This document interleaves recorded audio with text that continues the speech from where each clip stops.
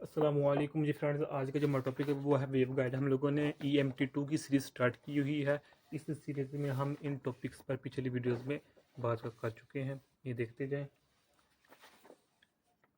तो आज की जो हमारे पास वीडियो है वो वीडियो नंबर हमारे पास है 16। इसका ए पार्ट है वेव गाइड्स। तो आने वाली वीडियोस में इंशाल्लाह इस पर भी बात करने की कोशिश करेंगे।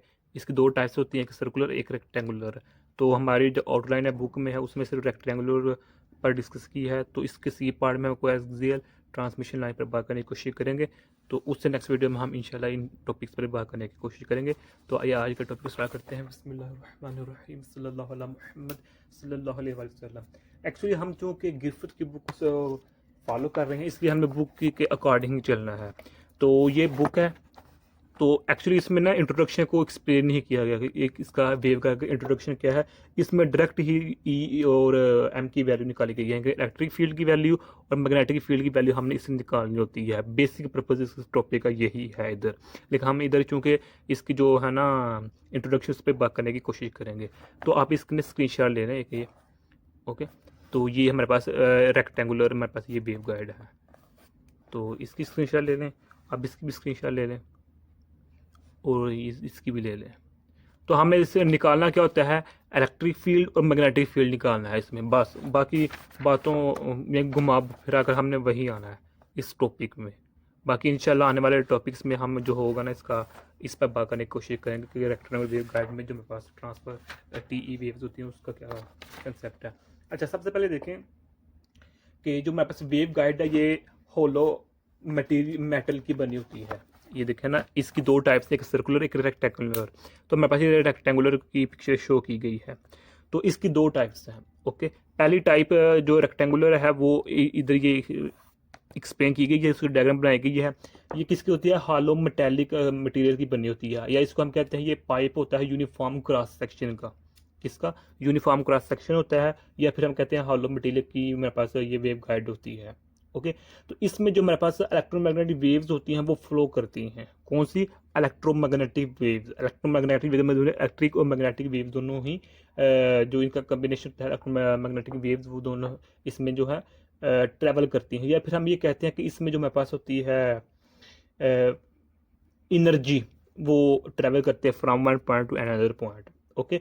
तो जो मेरे पास ये वेव गाइड है ये ट्रांसमिशन लाइन की जो मेरे पास स्पेशल टाइप होती है। ओके। तो ट्रांसमिशन लाइन में और इस वेव गाइड में क्या फ़र्क हो गया, अगर वेव गाइड ट्रांसमिशन लाइन की एक स्पेशल टाइप है तो ट्रांसमिशन लाइन में हम दो कंडक्टर यूज़ करते थे, लेकिन इस वेव गाइड में हम एक कंडक्टर यूज़ करते हैं जिसके ज़्यादा बेनिफिट हमें नज़र आते हैं। इसलिए जो है ना इस वेव गाइड को ज़्यादा यूज़ करते हैं। और इसलिए यूज़ करते हैं क्योंकि जिस जो हाई फ्रिक्वेंसी वाली वेव्स होती हैं ना वो इस वेव गाइड में बआसानी इजीली ट्रैवल कर जाती हैं। ओके। अब हम एक एग्जांपल लेते हैं। मिसाल के तौर पर ये ए पॉइंट है, ये बी पॉइंट है।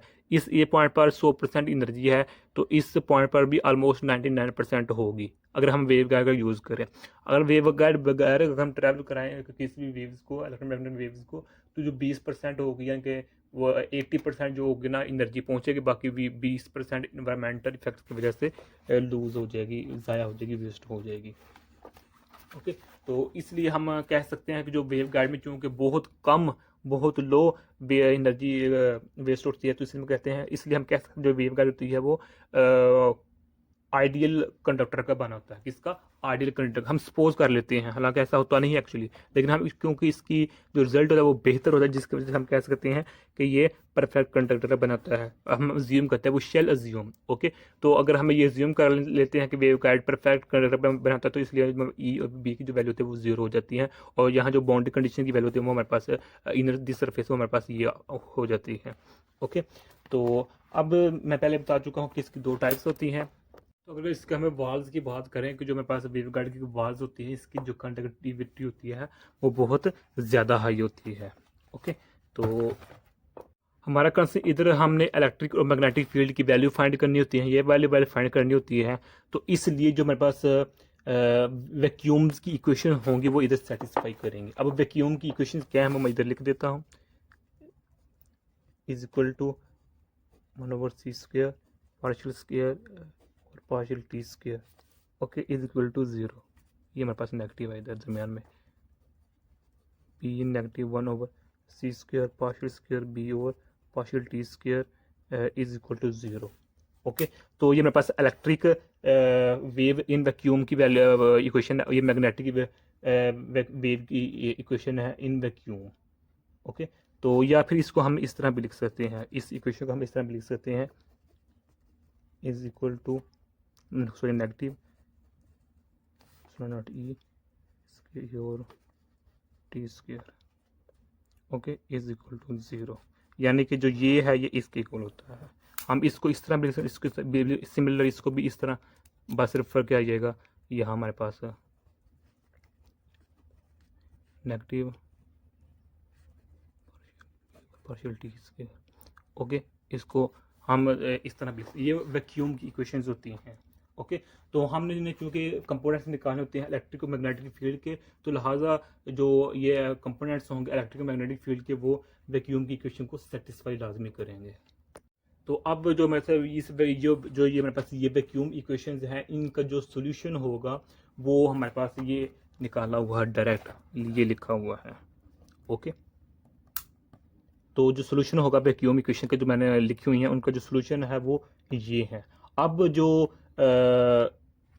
इनका सोल्यूशन होगा इलेक्ट्रिक और मैग्नेटिक फील्ड का जो सोल्यूशन होगा वो मैं डायरेक्ट लिखने लगा हूँ लैप्लास इक्वेशन को यूज़ करते हुए। ओके, तो उसकी अलग डेरिवेशन है, क्योंकि हमारे पास इधर कंसर्न डेरिवेशन से नहीं है तो मैं इधर डायरेक्ट उसकी वैल्यू लिख रहा हूँ। तो हमारे पास ये होगी, ये स्क्वायर है तो प्लस है ओमेगा सी स्क्वायर की Y square E is equal to 0। और जो मेरे पास सिमिलर जो मैग्नेटिक फील्ड के लिए होगा वो मेरे पास ये ही होगा। ओके, ये इक्वेशंस बुक पर मेंशन नहीं है लेकिन हमें इसका पता होना चाहिए। तो ये जो इक्वेशंस हैं ये हमने ड्राइव करते हैं इन वैक्यूम इक्वेशन से, किसको यूज़ करते हुए, लैप्लासियन इक्वेशंस को हमें यूज़ करते हुए हम लिखते हैं इधर। ओके, तो अब ये हमारे पास ये क्या शो कर रहा है, ये हमारे पास ट्रांसफर्स पार्ट है लैप्लासियन ऑपरेशन का। खैर अगर हम इन दोनों को ऐड करें तो हम इसको ऐड करेंगे तो हमारे पास ये इक्वेशंस आ जाएंगी, square omega square negative K Y E over B is equal to 0। इन दोनों को ऐड करने से हमारे पास ये इक्वेशन बनेगी। ओके, हमारा जो कंसर्न है वो यहाँ इनसे नहीं है क्योंकि हमारे पास बुक पर ये मेंशन नहीं है।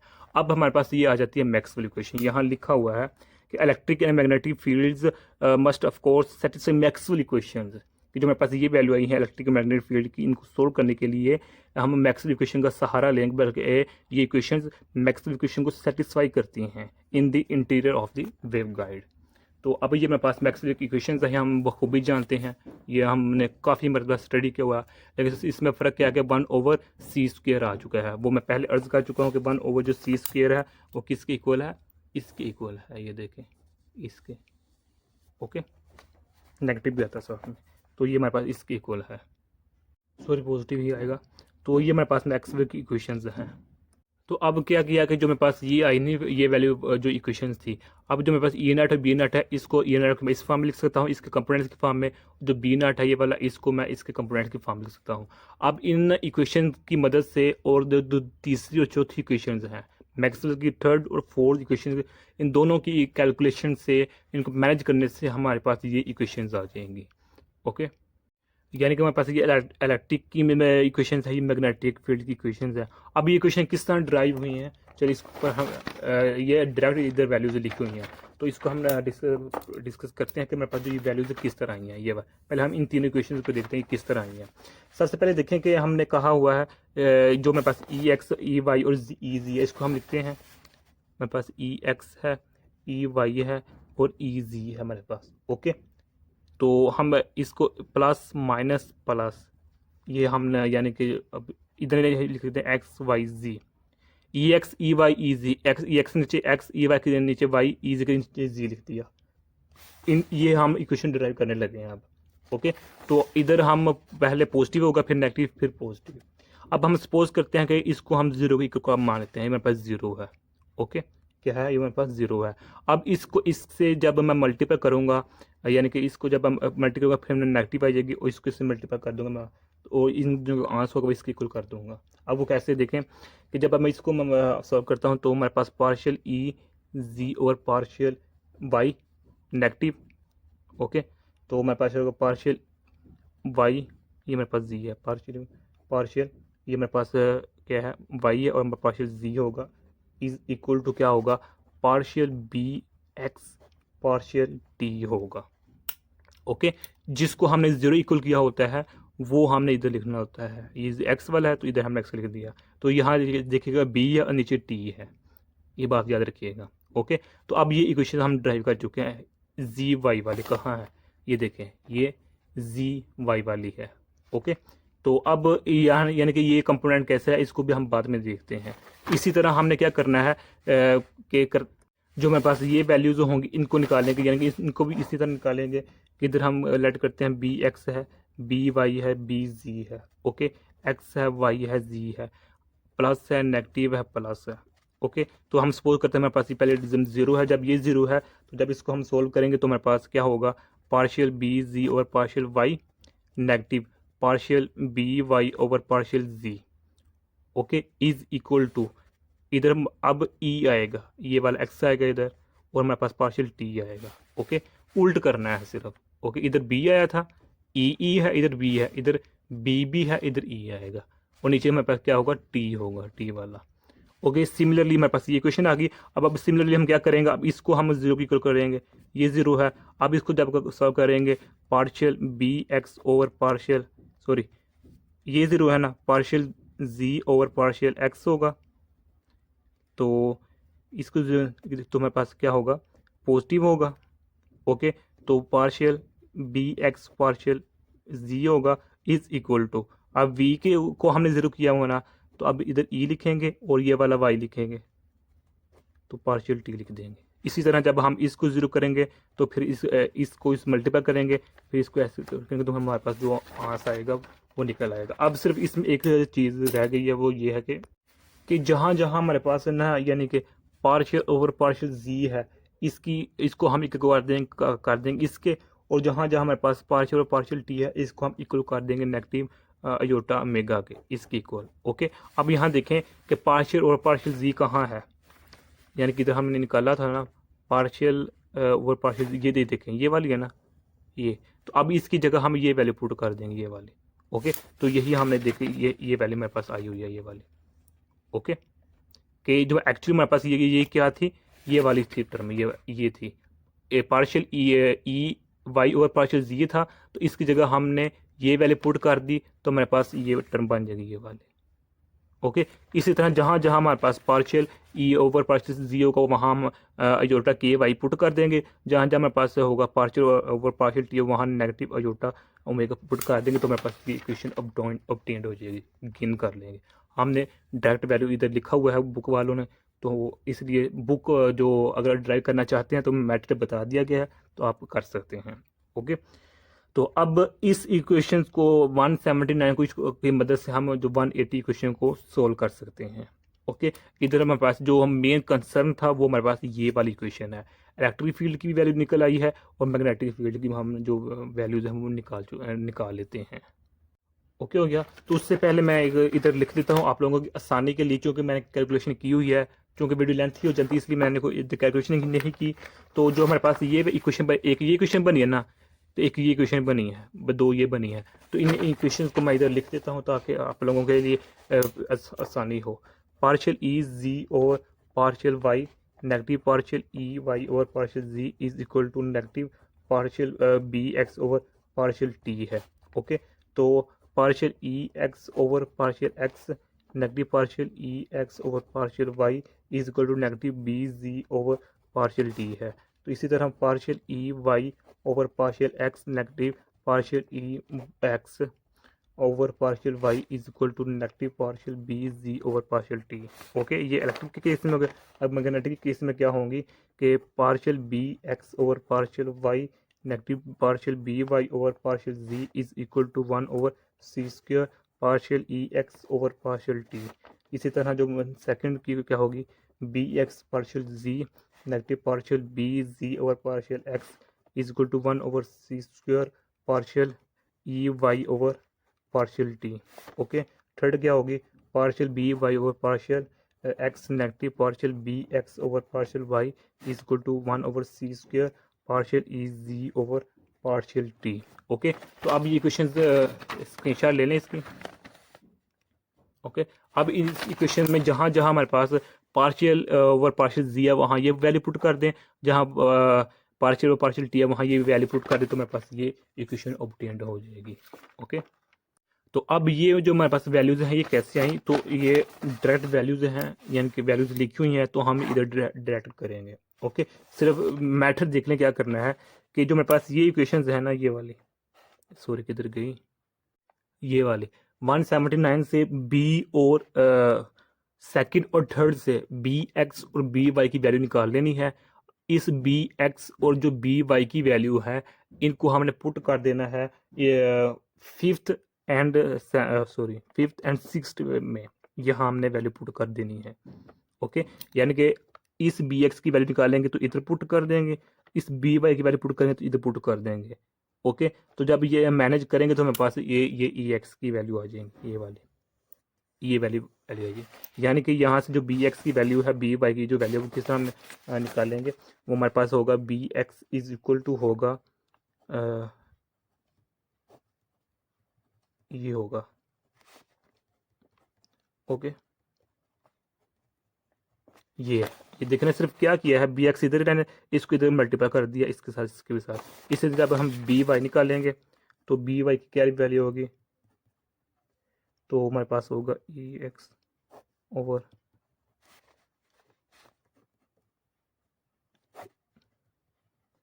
इस तरह होगा। सिर्फ इसी यहाँ क्या किया है कि ये वैल्यू इधर डिवाइड कर दिया, इसको भी डिवाइड कर दिया है। अब यहाँ बी एक्स बी वाई की वैल्यू निकाली है, अब बी एक्स की वैल्यू को यहाँ पुट कर देंगे और बी वाई की वैल्यू को यहाँ पुट कर देंगे, तो हमारे पास ये जो पहली दो इक्वेशन हम ये ऑब्टेन कर लेंगे। ओके, गेन कर लेंगे। तो इसी तरह जो हमारे पास बी एक्स ये इलेक्ट्रिक फील्ड्स की वैल्यूज ना, अब बी जो हमारे पास मैग्नेटिक फील्ड्स की वैल्यू होंगी बी एक्स और बी वाई की, वो भी हम फाइंड कर लेंगे। वो किस तरह कि जो हमारे पास होगी ना कि हम जो 179 से पाँचवीं और पाँचवीं से हम ई एक्स की वैल्यू निकालेंगे, यहाँ से ई एक्स की वैल्यू निकालेंगे, इसको हम इधर अगर डिवाइड कर देंगे इधर डिवाइड कर देंगे तो ई एक्स की वैल्यू निकल आएगी। अब इस ई एक्स की वैल्यू को हम इधर पुट कर देंगे यहाँ ई एक्स में। ओके, यहाँ पुट कर गए तो हमारे पास ये वैल्यू जो मेरे पास इक्वेशन होगी वो मिल जाएगी। ओके, तो इसी तरह जब हमारे पास जो होगी ई वाई की वैल्यू निकालेंगे, ये वाली ये इधर का डिवाइड हो जाएगा, ये वाला कंपोनेंट इधर का डिवाइड हो जाएगा, तो ई वाई की वैल्यू आ जाएगी। अब इस ई वाई की वैल्यू को हम इधर पुट कर देंगे यहाँ, तो मेरे पास जो होगी इस बी वाई की ये वैल्यू इक्वेशन फाइंड हो जाएगी। ओके, तो ये कैलकुलेशन है तो हमें करनी चाहिए। अब चूंकि बुक में इसकी डेरिवेशन का तज़किरा नहीं है आउटलाइन में, तो इसलिए कहना छोड़ो यार की करना है। ठीक है, अब यहाँ देखो तवज्जो कीजिएगा कि हमारे पास जो कंपोनेंट्स है इलेक्ट्रिक फील्ड के वो ई एक्स ई वाई और जी है, इसी तरह B x B y B z है, लेकिन हमने सिर्फ पहले दो कंपोनेंट्स निकाले हैं। इसी तरह मैग्नेटिक फील्ड के भी दो कंपोनेंट्स निकाले हैं। अगर हम चाहते हैं ई जी की भी वैल्यू फाइंड करें और बी जी की भी वैल्यू फाइंड करें, तो उसके लिए क्या करना पड़ेगा कि हमें रिपीट करना पड़ेगा। यानी कि किस तरह करना, ये देख लिखा हुआ है, ये यहाँ आसानी से समझ लग जाएगी। जो प्रॉब्लम है 27 इसका जो बी पार्ट है इसमें यही सोल्यूशन बताया गया है कि अगर हम 180 इक्वेशन को मैक्सवेल की पहली और दूसरी इक्वेशन में पुट करेंगे तो हम 181 इक्वेशन को, यानी कि जो हमारे पास ये वाली ईजी जो जी के कंपोनेंट्स वो हम ऑब्टेन कर लेंगे। इसका मतलब क्या हुआ कि जब हमने ये वैल्यू फाइंड करने की कोशिश की, ये वाली वैल्यू, तो हमने सिर्फ मैक्सवेल की थर्ड और फोर्थ इक्वेशन को हमने यूज़ किया था। अगर आप वीडियो पीछे करके देखेंगे तो मैंने यही अर्ज किया था कि हम जो मैक्सवेल की थर्ड और फोर्थ इक्वेशन को जब हम यूज़ करेंगे तो हम ये ऑब्टेन करेंगे, इससे हम ये ऑब्टेन करेंगे। ओके, लेकिन हमने इनको छोड़ दिया था। तो अब यही कहा गया है कि अगर हम 180 इक्वेशन को वैल्यूज़ को मैनेज करके रीअरेंज करके और मैक्सवेल की पहली और दूसरी इक्वेशन में इस वैल्यू पुट कर दें, तो मेरे पास ये ई जी और बी जी की वैल्यू हम आसानी फाइंड कर लेंगे। अब यहाँ ये लिखा हुआ है कि अगर हमारे पास ई जी ज़ीरो है, ये वाला कंपोनेंट ज़ीरो है, तो हमारे पास जो वेव्स होंगी वो टी ई वेव्स होंगी। टी ई में यानी कि ट्रांसफर इलेक्ट्रिक वेव्स होंगी। अगर हमारे पास ये वाला जीरो कंपोनेंट है तो हमारे पास जो वेव्स होंगी वो टी एम होंगी, यानी कि ट्रांसवर्स मैग्नेटिक वेव्स होंगी। अगर ये हमारे पास दोनों वेव्स जीरो हो जाएं तो हमारे पास वो वेव्स कहलाएंगी transverse transverse electric and magnetic waves कहलाएंगी। Okay, it turns out that जो हमारे पास transverse electric and magnetic waves होती हैं वो can not occur in hollow wave guide, यानी कि जो हमारे पास हॉलोग्राम में transverse electric and magnetic waves होती हैं वो मूव नहीं करती, वो एक पॉइंट से दूसरे पॉइंट तक नहीं जाती हैं। ओके, अब इसकी रीज़न क्या है, क्यों नहीं जाती, वो हम देखेंगे इस नेक्स्ट टॉपिक में, हम इसके ऊपर बात करने की कोशिश करेंगे। तो अगर इसका मैं छोटा सा हिंट दूँ इधर के क्यों नहीं जो TEM वेव ना वो क्यों नहीं ट्रैवल करती, वो इसलिए ट्रैवल नहीं करते क्योंकि जो मेरे पास होता है ना ये वेव गाइड, ये मेरे पास परफेक्ट कंडक्टर का बना होता है। यानी कि स्टार्टिंग में मैंने ये कहा था कि जो मेरे पास वेव गाइड है ये स्पेशल टाइप है ट्रांसमिशन लाइन की। ओके, तो ट्रांसमिशन लाइन की स्पेशल टाइप है, तो इसका मतलब है यहाँ जो परफेक्ट यहाँ लिखा होगा, ये देखिए, ये देखें परफेक्ट कंडक्टर का है, तो हम अज्यूम करते हैं या अप्रोक्सीमेटली हम कह सकते हैं कि जो हमारा वेव गाइड होती है ये परफेक्ट कंडक्टर्स का बना होता है। तो अगर हमारे पास वेव गाइड परफेक्ट कंडक्टर की होती है तो इसमें जो हमारे पास TM की यानी कि TEM जो transfer electric and magnetic waves होती है उनकी जो प्रोपगेशन होती है वो पॉसिबल नहीं होती।